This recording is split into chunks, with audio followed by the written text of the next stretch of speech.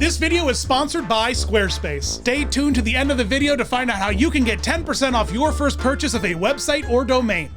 Hey Disney Cruise fans, Dan here, and I just went on my first Disney cruise, the Disney Dream, and I can't wait to talk about it.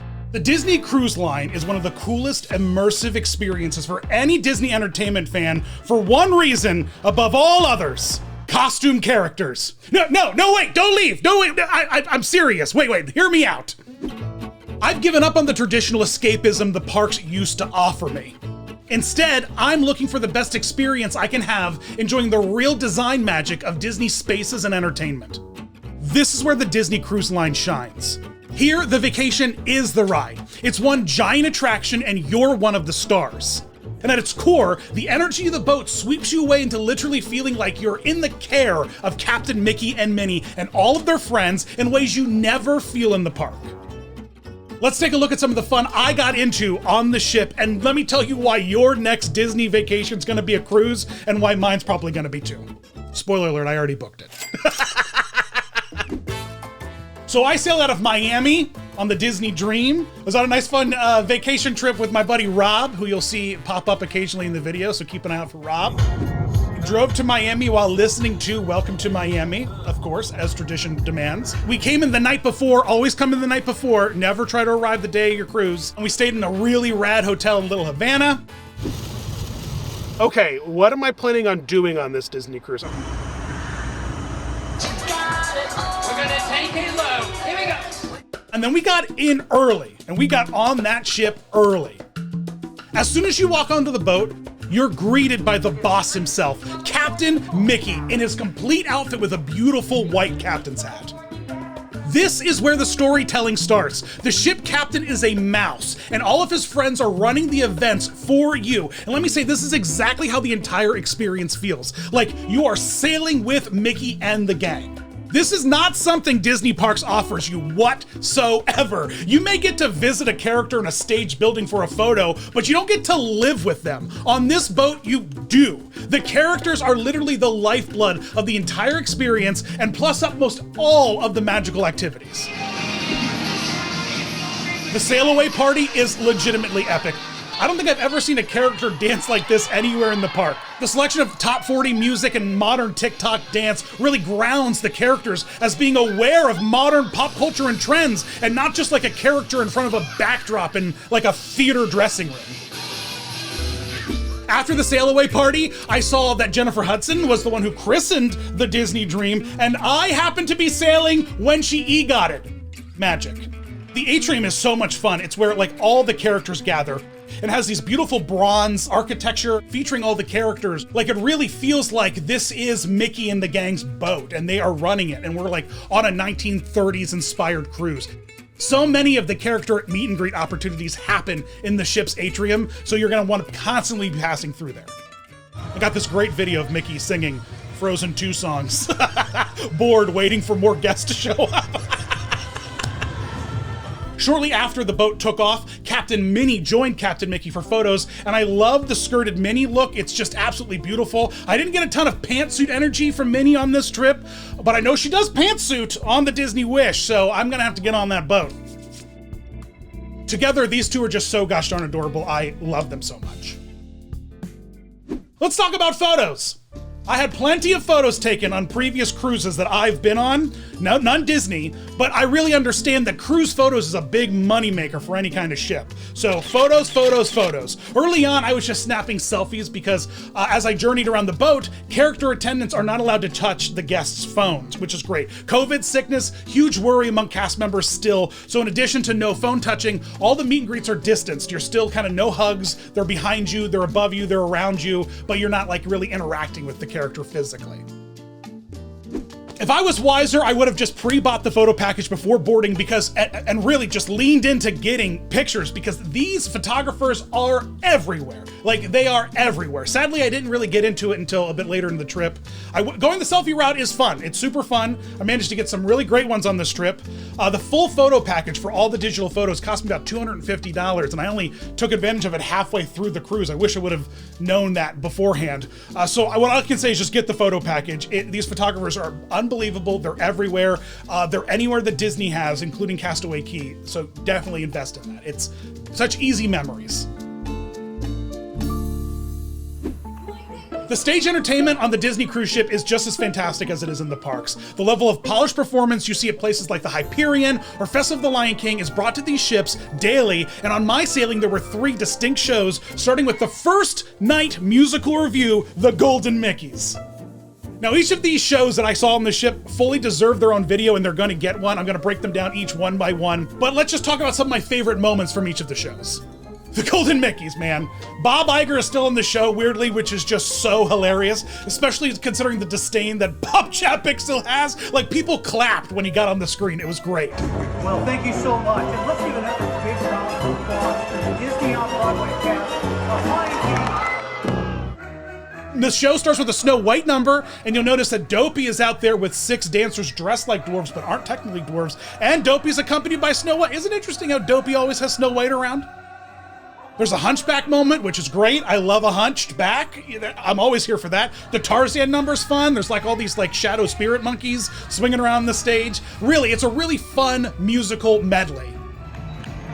The Little Mermaid Under the Sea scene is so colorful and bright, and it's better than the Broadway Under the Sea, and I don't say that lightly. Like, it's really a fun number. Then these huge Ursula tentacles come out of the stage. It's so spooky. And Toy Story on a cruise ship. Hey, where have I seen this before? The Toy Story of Cruisicle, man. Woo! But my favorite part of the whole show is they have an articulated beast head. MGM doesn't even have this articulated beast head. This is beautiful. Its eyes move, it blinks, and it talks a bit. I really love it. When I was watching the whole number, I was like, am I seeing this? Am I like hallucinating? Do I already have scurvy? No, it's real. It's real. I have photographic proof. I shouldn't have been photographing during the show. They tell you not to, but I have to. The criticism, the art. Okay, I have to be a costume immersion nerd just for a second. This is where the ship really sells the illusion. The Golden Mickeys is an award show that heavily features Goofy, and after the show, there's a post-awards dance party on the other side of the ship in this like butterfly dance club. I, of course, went there to dance with the King Goof himself, and this is where I realized just the amazing storytelling. After the show, you can follow and watch Goofy come out of the theater, walk through the ship back to the dance club in his tuxedo, where he hangs out a little bit, dances with some people until the second showing of the Golden Mickeys of the night, where he is again needed to perform in the show. So then you can follow Goofy back through the boat as he goes into the theater backstage, and then he appears. It's like, you don't see this anywhere else in the parks, guys. This is amazing. These characters are living, breathing features of the ship. Day 2. I had some fun on day 2. I had really great fun running into Goofy as he was like cleaning the top decks of the pool, being a goof per usual. He really liked my shirt. I do too. I love all the nautical outfits. They tickle me so much. I love that it's still the same Goofy pants with the same patch in the same spot, but instead of like orange and green, it's now like white and blue. It's just so great. It's simple, but it works so well. I also got to hang out with Nautical Donald and Daisy in the foyer. Donald's outfit's cute and all, but Daisy is serving it, honey. Look at this duck. Put it on a spit and spin it. Duck is for dinner. My gosh, she looks so good. It's not just fur characters on the boat that you get to have meet and greet experiences with. Other characters are out there like Snow White. I got some really fun selfies with her. Jasmine, Tiana, they're all out there around and about. I just have 2 words for you, Sailor Pluto. I am deceased. He did this peekaboo thing with this kid, and it melted my heart. The intimacy of these character interactions is just top notch, top notch. I also went to the Grand Cayman Islands on the second day. It was rad. I learned a lot about money laundering. Just kidding. I can't divulge information about that customer's secret illegal account. Second day was also pirate night. I dressed up in a silly shirt and I went off to the main deck for all kinds of pirate adventures. There was this pirate game show that was awful. I did not have any fun. It was just for kids. I don't know why I went there. They should put more disclaimers on when things are clearly for children, because I am an adult child. So like, I want to do things, but like now when there's kids around, like they won't pick me, despite how enthusiastic I am. But there's fireworks. They are essentially Roman candles, like it's two cast members holding Roman candles. It's fine though. It's fun, it's super fun. And Jack Sparrow jumps off the top of the boat, like holding onto a rope. He doesn't just like free dive. I didn't meet any characters dressed like pirates though. That didn't happen for me. Pirates took over the ship and tied up Mickey and Minnie. I don't know where they went. Tale as old as time for day 3 of our sailing. We were back at sea, and it's formal night. Formal night was upon me, and the day was filled with more character sightings like nautical Chip and Dale, causing such a ruckus in the main foyer. They're so cute. We had a dessert tasting at Remy's, which is this really fancy, like Michelin star chef making desserts. I was served a lemon that wasn't a lemon. It's too complicated to explain, guys. It changed my life. I'm different. I switched religions after this dessert party. That's how good it was. And then it was Beauty and the Beast night, this huge scale musical. I'm talking like a proper musical, like Frozen and Aladdin and Hyperion. This is a real life musical, not of like a costume character thing. I literally skipped dinner to watch this show twice. I was that in love with it. I already talked a lot about this show in the past in videos like the Beast Transformation Evolution, and it was such a joy to see the show in person. The production quality is out of this world. Puppets, costumes, virtual set pieces, the special effects were all so impressive considering we were on a rocking boat. It was kind of wild. And this is just the high-end theater experience elevated above your typical theme park costume character entertainment. I didn't film any of this because like they were super strict. They were way stricter about this than the other 2 shows about filming. I don't know why, because it's probably new, but there's tons of great clips out there that you're probably looking at right now, thanks to Kenny. Formal Night is probably one of the coolest costume character interactions you can witness, like on the cruise and outwards. Donald, Daisy, Mickey, Minnie, everyone was out and about in their absolute best, dancing with the kids, taking photos, and hosting quite an entertaining evening. I highly recommend you bring a nice formal attire, bring a suit jacket, have some fun. I brought short shorts and I had a great time. Here is where I fully leaned into the potential of the photographers and took some really great pictures. Look at how good my legs look. Oh my God. Day 4, Castaway Key. What a day. It was way more entertaining than I anticipated. Quite literally, I ended up spending almost the entire day on the island, both in the main area and the Adult Serenity Bay location, walking around, eating. The island is amazing. It's full of some really fun character interactions. When I first got off the boat, I ran into Goofy and Pluto, kind of like sifting through the beach sand looking for shells. It was cute. Mickey and Minnie, they rotate out regularly throughout the day on these fun little cars for some beachside photo ops. Later, I caught Chip and Dale in the same spot I saw Goofy, and this time they were haphazardly playing with some hula hoops. I love all of their beach gear. It's so fun and colorful, really, really amazing detail. I just think that's so cool they have matching outfits for this outing of a day. The show on day 4 is called Disney's Believe. It's not called Disney's Dream, despite the fact that we are on the Disney Dream. The Disney Dream is on the Wonder. Instead, the Disney Believe is on the Disney Dream. The Disney Dream show, Disney Believe, really hits close to home. I love a father-daughter story about believing in magic, and boy, does this show have magic. It's extremely magical. It's like the multiverse of genies with this show, as we get the Disneyland Hyperion genie breaking the 4th wall and coming to us, costume and all, as the main host of the show. Hey, another articulated fur character. We get an animatronic Baloo costume. My God, it's so cool. What do I have to do? What do I have to do to get this, like in the parks? MGM has a Beauty and the Beast show that's been running for 30 plus years, and it still doesn't have the articulated head that this ship has. Someone explain that to me. Whew, sorry about that. This is truly a medley show. We get all kinds of numbers from like Be Our Guest to Lion King. There's a flying Mary Poppins. Mary Poppins is my #1 crush. So, you know, what isn't there to love? Late into the evening on the final night of our sailing, on the upper decks, there was this mind-blowing character dance party. Like, it was the coolest thing I might have ever seen. The characters come out one by one, sometimes in pairs, Chip and Dale, you know how it is, and they lay down some insanely amazing dance moves. I love these modern TikTok dances and top 40 hits. It's so unique to the regular park experience. Even the dance parties in the park are like white, wet toast compared to what this ship was offering. It was so great.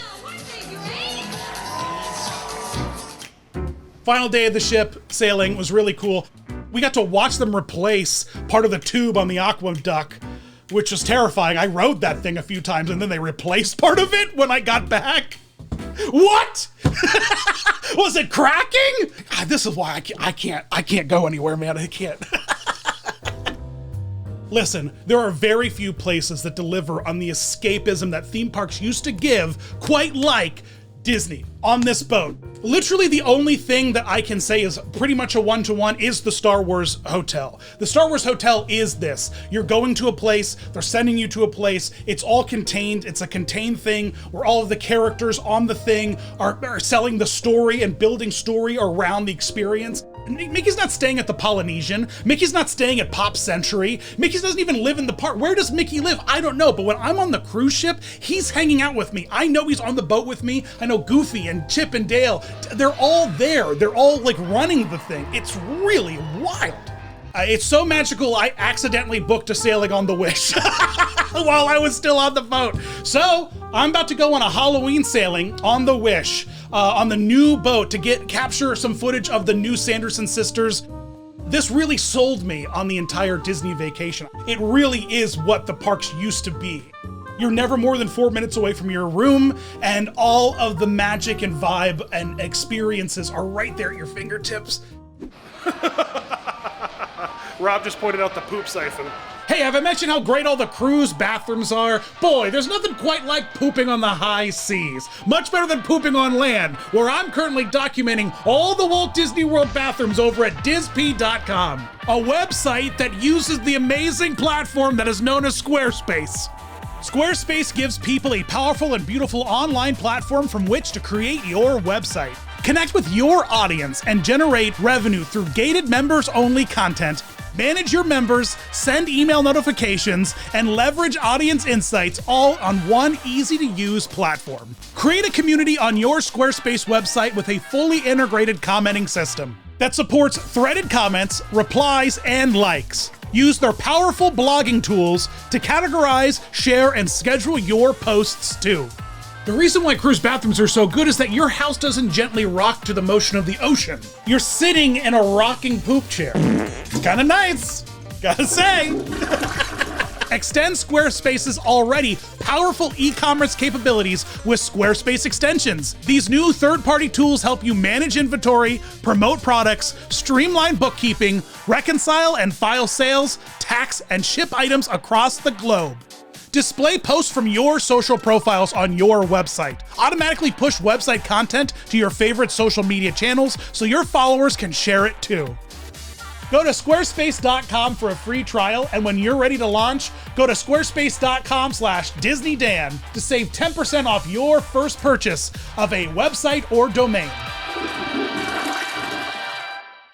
I got a bunch of footage on this. It was kind of an experiment to see how I could film a cruise before I did something like the Wish. So I have lots of extra footage. So Kenny is gonna cut together a fun little vlog of extras from my trip that we're gonna put over on our Please Stop Vlogging channel. And speaking of our vlog, I don't know if you've checked it out yet, but I stayed at this incredibly immersive vacation rental home down in Orlando, done by a company called Loma Homes, that is the Once Upon a Castle house. Oh my gosh, this is the same kind of immersive experience I was talking about on the boat. Oh my gosh, it's amazing. It sleeps like 16 people. It's got like 8 bedrooms, 5 bathrooms, and it's not just Castle, they have many other places. So you gotta check these guys out, Loma Homes. Once again, thanks for watching, guys. Leave me comments here on this video and let me know some of your cruise tips. I want to know all your hot cruise tips, all your advice. Let me know if you've been on the Wish or what other cruises I should go check out, what other cruise shows. I want to hear all the cruise stuff. I'm hooked now, guys. I'm sold. I'm sold. Thanks for watching. You guys are amazing. And as always, you rock.